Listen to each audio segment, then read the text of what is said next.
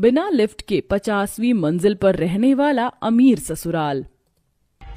अरे वाह, मेरे ससुराल की बिल्डिंग कितनी बड़ी और ऊंची है। मैंने तो कभी जिंदगी में भी नहीं सोचा था कि मुझे इतना अमीर ससुराल मिलेगा। अब मुझे समझ आया कि मेरे माँ बाबा क्यों इतने खुश थे मेरी शादी को लेकर। आओ भाभी, अंदर आ जाओ। चलो भाभी, अब आपका गृह प्रवेश कराने के लिए माँ 50वें फ्लोर पर खड़ी हुई हैं, तो आप ऊपर चलो।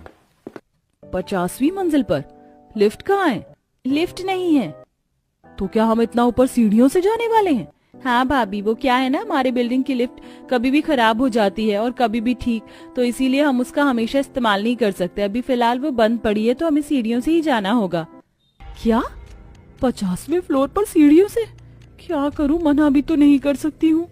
सोना बेचारी नई नवेली दुल्हन कुछ बोल भी नहीं पाई और वो अपनी ननद के साथ जाने के लिए सीढ़ियों से ही ऊपर जाने लगी। सोना की आज ही एक अमीर परिवार में शादी हुई थी और उसका ससुराल 50वीं मंजिल पर था। सोना एक गरीब लड़की थी, इसलिए वो कुछ बोली नहीं और मंजिल पर मंजिल अपने भारी शादी के जोड़े को संभालते हुए चढ़ने लगी। जैसे ही वो 30वीं मंजिल पर पहुंची तब, हे भगवान, ऐसा लग रहा है जैसे फेफड़े ही बाहर आ जाएंगे। अब नहीं चढ़ा जा रहा है अदिति। भाभी क्या कर रही हो, खड़ी हो जाओ। अब बस 20 मंजिल चढ़ना बाकी है और आप तो जवान खून हो, इस उम्र में मैं ऐसे बूढ़ों की तरह मत करो। माँ हमारा इंतजार कर रही है, चलो जल्दी से उठो। अदिति ने हिम्मत देकर सोना को उठाया और बाकी की सीढ़ियां भी चढ़वाईं। 50 मंजिल सीढ़ियों से चढ़ने पर अब सोना की हिम्मत नहीं थी कि वो गृह प्रवेश भी करे। उसने बस जल्दी जल्दी से सारी रस्में की और वो जाकर अपने बिस्तर पर लेट गई। अगली सुबह, उठ गई बहू, मैं तेरा ही इंतजार कर रही थी। देख नीचे ना दूध वाला दूध रखकर चला गया, जाकर उठा ला। क्या माँ जी, दूध नीचे है? दूध वाला ऊपर दूध नहीं देकर जाता है क्या? नहीं, कितनी बार बोला मैंने उसे कि ऊपर ही रख जाया कर और महीने पर पैसे फालतू ले लिया कर, लेकिन उसकी समझ नहीं आता। लेकिन अब तो तू आ गई है ना, तो जा ले आ, अब मुझे किसी की जरूरत नहीं है। दुर्गा की बात सुनकर सोना कुछ नहीं बोली। आज उसका ससुराल में दूसरा ही दिन था। भगवान प्लीज ये लिफ्ट अब चल जाए। वैसे भी कल इतनी चढ़ाई करके मैं तो थक गई थी, आज सुबह सुबह नहीं कर पाऊंगी। सोना ने ऐसे बोलकर लिफ्ट को काफी बार चलाने की कोशिश करी, लेकिन लिफ्ट नहीं चली। अंत में हार कर उसे सीढ़ियों से ही नीचे जाना पड़ा। भगवान, हे भगवान, अभी और कितना नीचे जाना है? भगवान भगवान करते करते सोना 50वीं मंजिल से बिना लिफ्ट के नीचे आई और दूध के पैकेट को उठाकर उतनी ही मुश्किल से ऊपर चढ़ी, जिसमें उसे पूरा 1 घंटा लग गया। भाभी कितनी देर में दूध लेकर आई हो आप? दूध क्या काढ़ने बैठ गई थी? मैं 50 मंजिल उतरकर और चढ़कर ये लेकर आई हूँ अदिति। और वैसे भी आप लोगों को तो आदत है बिना लिफ्ट के इतने मंजिल उतरने चढ़ने की, मुझे नहीं है। क्यों, तेरे मायके में क्या लिफ्ट लगी हुई थी जो तुझे आदत नहीं है? सोना, बेकार की बातें मत बना। तू कछुए की तरह सुस्त है, इस शरीर में थोड़ी फुर्ती लेकर आ। दुर्गा ने सोना की एक बात नहीं समझी और उसे सुना दिया। जा, अब खड़ी होकर मुंह को मत ताक। वैसे ही तूने इतनी देर कर दी, जाकर नाश्ता बना। जी। सोना जाकर नाश्ता बनाने लग गई। अभी बस वो बेचारी थकी हारी नाश्ता ही बनाकर निपटी थी कि तभी नीचे से सब्जी वाले की आवाज आने लगी। माँ, सब्जी वाला आ गया है, आज कद्दू और लौकी की सब्जी बना लो ना। ठीक है, सब्जी वाले को बोल दे कि कद्दू और लौकी पैक कर दे, नीचे से सोना ले आएगी। माँ जी, मुझे फिर से सब्जी लेने नीचे जाना पड़ेगा। 1 मिनट अदिति, कुछ बोलना मत। मेरे पास एक आइडिया है जिससे हम ऊपर से ऊपर ही सब्जी ले सकते हैं। सोना ने ऐसे बोलकर एक बास्केट में एक बड़ी सी रस्सी को बांध दिया। देखो, ये अच्छा है ना, अब हम ऐसे ही सामान खरीद लेंगे। पागल है क्या बहू? क्या चौल वाली हरकत कर रही है? अरे ये अमीर सोसाइटी है, हमारी कुछ इमेज है। ये क्या, कुछ भी करो, बिल्कुल नहीं। कोई भी इन वाहियात तरीकों से सब्जी नहीं खरीदेगा। मैं सब्जी वाले को बोल रही हूँ कि वो हमेशा की तरह सब्जी दरवाजे पर रख जाए, तू लेकर आ जाना। दुर्गा मानी नहीं और उसने एक ही दिन में 2-2 बार सोना को 50वीं मंजिल से नीचे और नीचे से ऊपर 50वीं मंजिल के चक्कर लगवाए। इतना करके भी सोना ने घर के भी काम किए और किसी से कोई शिकायत भी नहीं की। ऐसे ही सिलसिला जारी था और अब लगभग 1 हफ्ता बीत चुका था। इस 1 हफ्ते में इतनी भागा दौड़ी करने से सोना का लगभग 10 किलो वजन कम हो चुका था। ऐसे ही आज के दिन, भाभी चलो ना मेरे साथ मॉल चलो, मुझे अपने लिए कुछ ड्रेसेस वगैरह लानी है। अरे नहीं, अदिति के साथ जाने के लिए भी मुझे नीचे जाना पड़ेगा। एक काम करती हूँ, मना कर देती हूँ। अदिति मुझे माफ करना, मैं ऑलरेडी आज ऊपर नीचे के कई चक्कर लगा चुकी हूँ, हम कल चलेंगे।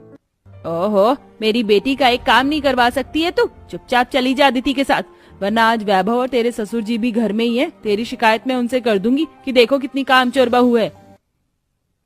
नहीं माँ जी, ऐसा मत करना, मैं जा रही हूँ अदिति के साथ। कहाँ जा रही हो सोना? अदिति के साथ मॉल जा रही हूँ। अच्छा, वैसे अगर तुम जा ही रही हो तो मॉल से एक दो चीजें मेरे लिए भी लेते आना। वैभव ने अपना सामान भी सोना से ही लाने को बोल दिया, जिससे सुनकर सोना और अदिति मॉल जाने को निकल गई। वह 50 मंजिल सीढ़ियों से ही उतरी और उसके बाद टैक्सी से वो दोनों मॉल तक पहुंची। अरे वाह, अच्छा है कि इस मॉल में तो लिफ्ट है, कम से कम अब मुझे यहाँ कसरत करने की जरूरत नहीं है। भाभी, भाभी किस सोच में हो? कुछ नहीं, चलो अदिति जल्दी से सामान लेकर चलते हैं। सोना और अदिति ने ग्रोसरी, क्लोथ्स, ज्वेलरी सभी डिपार्टमेंट्स से थोड़ा थोड़ा सामान लिया और उसके बाद वो दोनों घर आने को निकल गई, जहां अपने घर की 40 मंजिल सीढ़ियां चढ़ने के बाद सोना की हालत फिर से खराब हो गई। हे भगवान, बहुत मुश्किल है रोजाना इन सीढ़ियों से चढ़ना उतरना। मुझे तो मेरी नानी याद आ जाती है। अदिति, तुम माँ को बोलकर लिफ्ट को सही करवा लो ना, ऐसे कब तक हम यूं ही 50-50 मंजिल पर सीढ़ियों से गुजारा करते रहेंगे। आओ ना भाभी, बस 10 मंजिल बाकी हैं। अदिति ने सोना की बात पर ध्यान भी नहीं दिया और वो दोनों किसी तरह चढ़कर ऊपर आ गई। ऊपर आने के बाद सोना को जरा सा भी रेस्ट का टाइम नहीं मिल पाया और उसे आते ही खाना बनाने को गैस चूल्हे पर चढ़ना पड़ा। ऐसे ही सिलसिला जारी था। हर रोज सोना सब्जी लेने, दूध लेने और अगर कोई काम पड़ जाता तो उसे भी करने को कई बार 50वीं मंजिल से पहली मंजिल पर सीढ़ियों से ही आती थी और अपना काम करती थी, जिससे वो बहुत ज्यादा दुबली भी हो चुकी थी और उसका दिमाग भी खराब सा रहता था।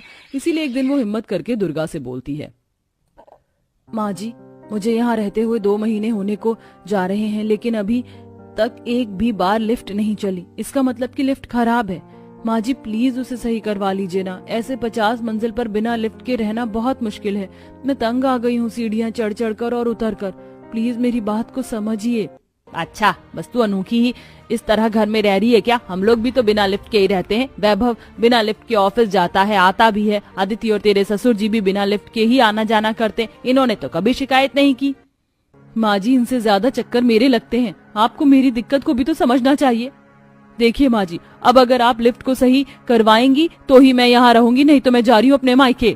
ठीक है, जा, चली जा तू मायके, लेकिन एक बात मेरी भी सुन ले, अगर तू मायके गई तो हमेशा के लिए जाएगी, मैं तुझे लेने नहीं आऊंगी। अब तू सोच ले कि तुझे मायके जाकर अपने माँ बाप को जीते जी मारना है या फिर इसी घर में रहना है। दुर्गा की बात सुनकर सोना के कदम रुक गए। उसे समझ नहीं आ रहा था कि अब वो क्या करे। इन सब बातों से उसका दिमाग इतना घूमा कि अचानक से उसे चक्कर आ गया और वो बेहोश होकर गिर गई। जब उसे होश आया, तुम ठीक तो हो ना सोना? क्या हो गया था तुम्हें? हाँ मैं ठीक हूँ वैभव जी, आप काम पर से आ गए?